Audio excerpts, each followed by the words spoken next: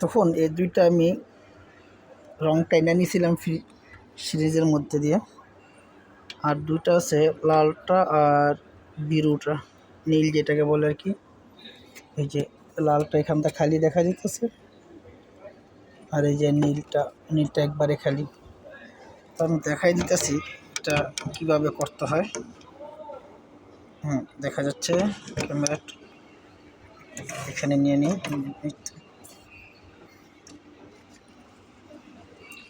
এটা HP printer, এটাকে নতুন মডেল আর কি, বেশি একটা নতুন যে তা না, ইঙ্ক ট্যাঙ্ক সিস্টেম করছে। তখন আমি বিরুটাকে দেখিয়ে দিই কীভাবে বিরু রঙটা টানতে হয়।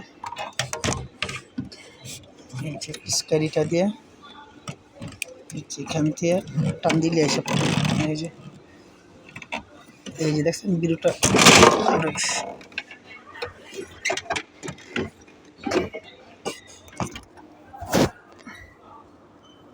এখন লালটা বাকি আছে, তো লালটাও দেখাইতেছি কীভাবে টান দিতে হয়।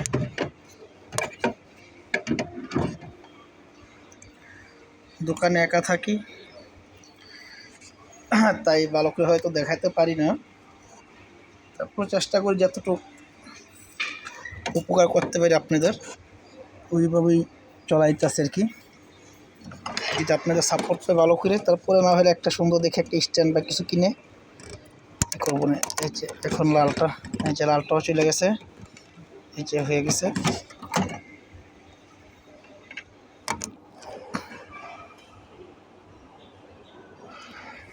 জি দেখুন, এখন সবটি রং ফুল হয়ে গেছে।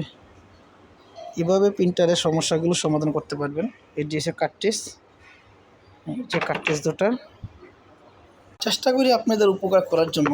যদি আমার ভিডিওতে কোনো উপকার হয় আপনাদের, আমাকে অবশ্যই কমেন্টের মাধ্যমে জানাবেন। যদি আপনাদের ভালোবাসা পাই, শুধু প্রিন্টার আর কম্পিউটার যে সমস্যাগুলো আছে আমাকে কমেন্ট বক্সে কমেন্ট করতে পারেন।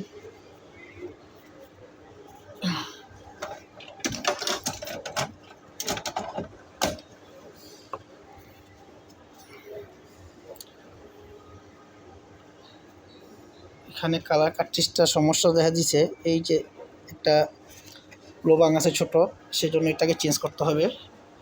যদি এই দেশে কাস্টমার বেশিরভাগ বলে যে এই যে একটা চিত্র দেখা যেতেছে, এই যে চিত্রটা, এই যে ঠিক আছে, এই যে চিত্রটা, এটা কাস্টমার যদি বলে